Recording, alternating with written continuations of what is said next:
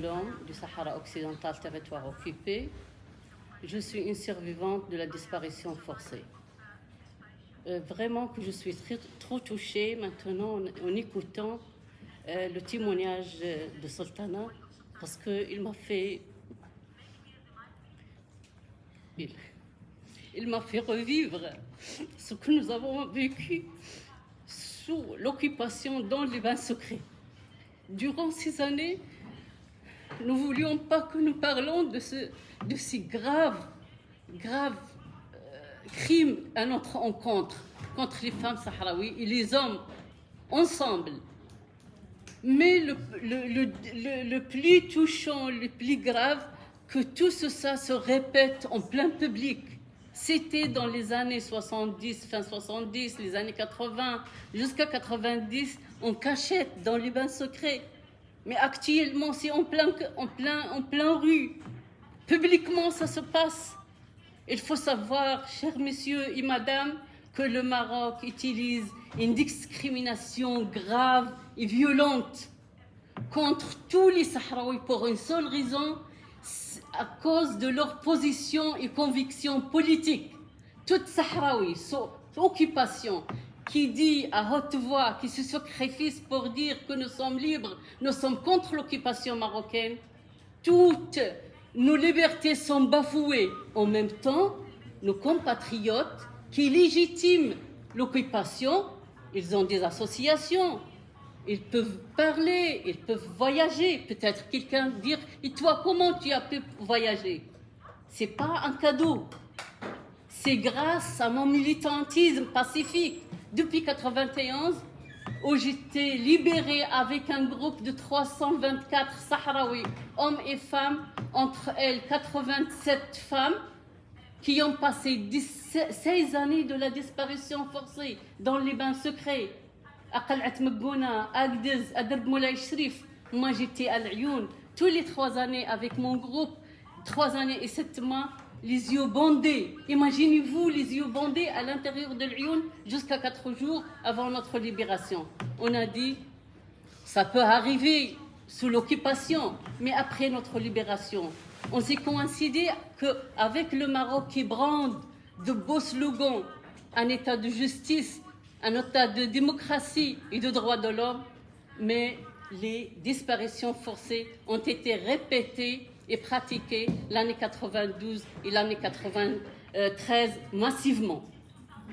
Depuis ce moment-là, moi et mes collègues, parce qu'il faut savoir une chose, que toutes les familles au Sahara occidental occupé, sans exception, et j'assume toute la responsabilité, aucune famille, aucune maison n'a été épargnée et n'était pas touchée par la disparition forcée, soit d'un membre de la famille ou toute une famille ou 2 membres. Donc, tous les Sahraouis sous l'occupation vivent encore et continuent à vivre sous le terrorisme de l'État marocain, malheureusement.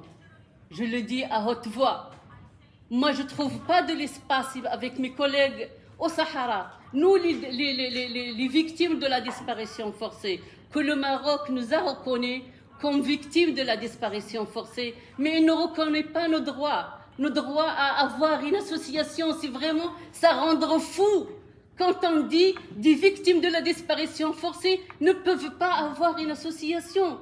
Quelques mètres, là on peut travailler pleinement, avec tranquillité, récupérer notre mémoire collective et individuelle.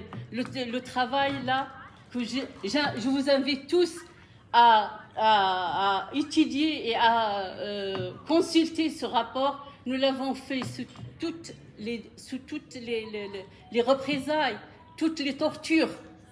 Nous étions obligés d'aller au campement des réfugiés chez le Polisario pour avoir une formation, comment préparer et comment faire un rapport, grâce à Madame Tona qui nous a formés et grâce à Maria Carion qui nous ont formés. Pourquoi on ne trouve pas, ça je le dis à mes compatriotes qui légitiment l'occupation, aux alliés marocains, les associations africaines et d'autres et européens qui légitiment l'occupation, pourquoi ils ne viennent pas chez nous, ils nous demandent, ils nous défendent pour avoir nos droits. nos droits d'association, nos droits de manifestation, nos droits d'avoir un travail. Notre terre est riche de toutes sortes de ressources naturelles. Des milliers de nos jeunes, notre capacité générale de la jeunesse, ils sont allés à l'extérieur, où ils chôment, où ils s'adonnent à la drogue, où ils trafiquent des drogues. Pourquoi ces jeunes ne trouvent pas leur place dans leur terre? C'est vrai qu'il y en a les colons marocains. Nous ne sommes pas contre nos frères marocains.